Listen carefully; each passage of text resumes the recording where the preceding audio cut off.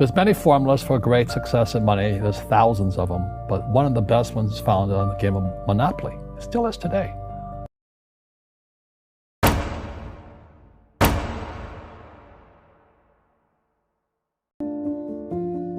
My father was the head of education, PhD, all that stuff.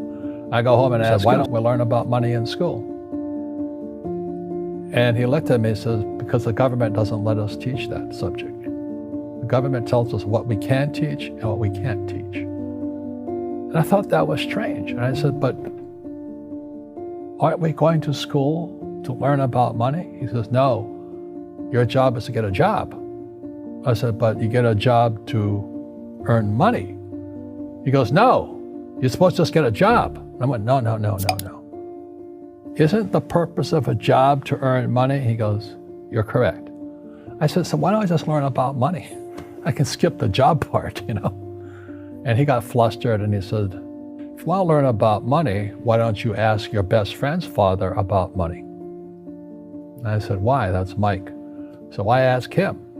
He says, because Mike's father is an entrepreneur. And I said, what are you? He says, I'm an employee. I'm a government employee. And I went, oh, what's the difference? He says, the difference is an entrepreneur must know about money, or they're no longer entrepreneurs. And he says an employee doesn't have to know anything about money, because the government will take care of them, the company will take care of them. So I'm all confused.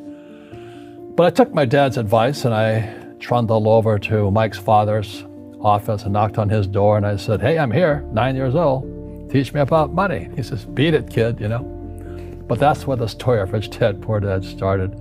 And finally, through persistence, my rich dad started teaching me about money on one condition. And that condition was he would never pay me. He says, the moment I pay you, you think like an employee. He says, that's the trap. Entrepreneurs work for free. And now I'm 9 years old, my head's cracking in half. He says, you never want a paycheck. You understand that, kid? I said, okay, I got it. And he says, well, how do I make money? He says, that's what entrepreneurs figure out. It's like, so how do I learn about money? So he would just break out a Monopoly game board. So I would work for free. I'd pick up cigarette butts, and he had hotels and restaurants, and I would clean and do menial tasks.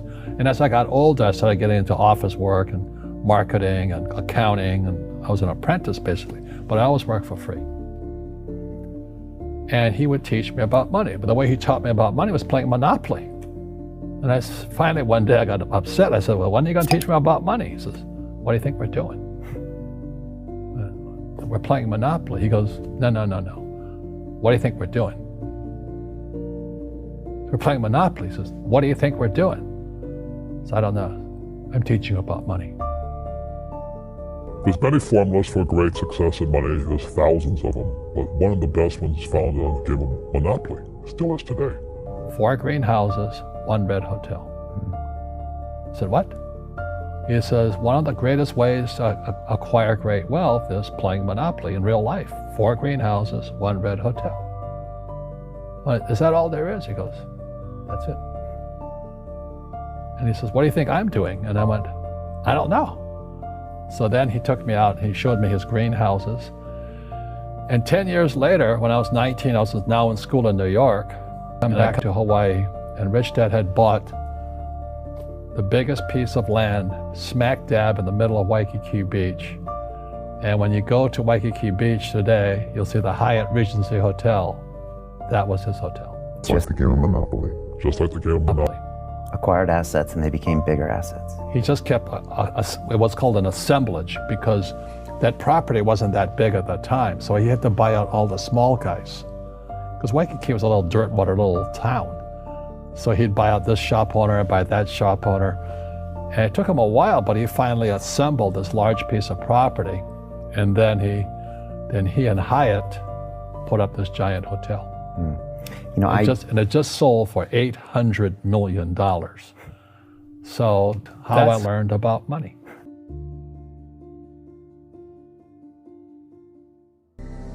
Well, I wasn't poor by most people's standards, but I came from a family with a poor attitude, if you know what I mean. Because Rich, poor, middle class, poverty starts with a fundamental attitude.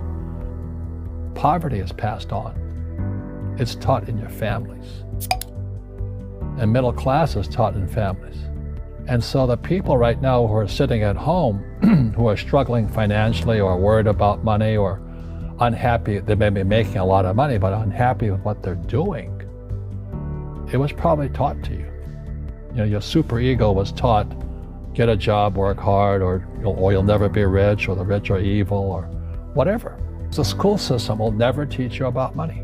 The school system was designed to teach you to be an employee, which is important, or a doctor or a lawyer, a specialist, but never about money. And what most people lack is real business knowledge, like accounting, like debt, like taxes. You gotta know that stuff, but they don't teach it in school to anybody. There's right and there's wrong, there's up and there's down. Most people only want to be right, they only want to be positive. Well, you can't have that, that's not reality. So, and then when people ask me, how did your rich dad learn this when your poor dad, a PhD, didn't?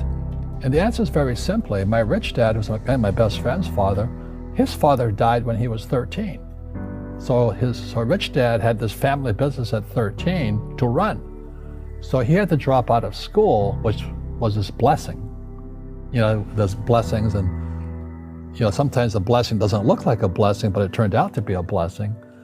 And then his teachers became his bookkeeper, his accountant, his attorney, his banker, his real estate agents. So he has what I call real teachers, not these fake teachers in school. You see, most teachers in school, they're out of ethics. They teach subjects they themselves don't practice. I asked the teacher, I said, I'm in my third year of calculus now. It was called strength of materials. I said, am I ever going to use this stuff? He goes, no.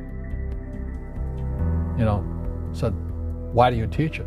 He says, because I get paid. I said, do you ever use it? He goes, no. And that's why, you have to, in life, one of the things I suggest to people, you got to find a real teacher versus a fake teacher.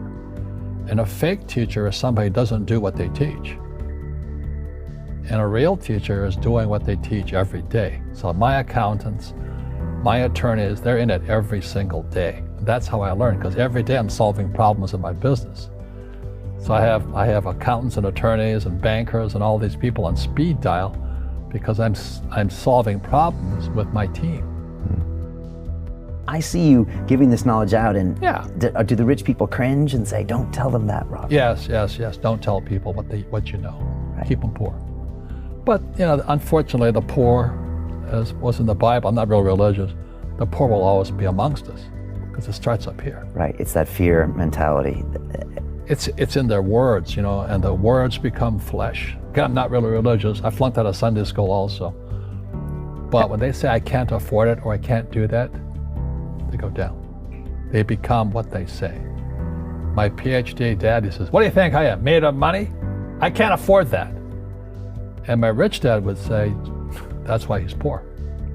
Poor people say, I can't afford it, I can't do that, I don't have time. Because this is an escape. It's an escape, you know what I mean? It's easy to say, I can't afford it. And your rich dad used to say what instead of, I can't afford it? How can I afford it? How can I do that? What would it take, or why should I do that? He says that a question opens the mind, a statement closes the mind. See, when you say, I can't afford it, your mind shuts down, and you become what you say. Rugby is a team sport, but so is soccer. The rules are different. And other people are golfers. They play by themselves. And so everybody's different. So my game financially is business, number one. Second is real estate. So what I say to young people is, you find your game.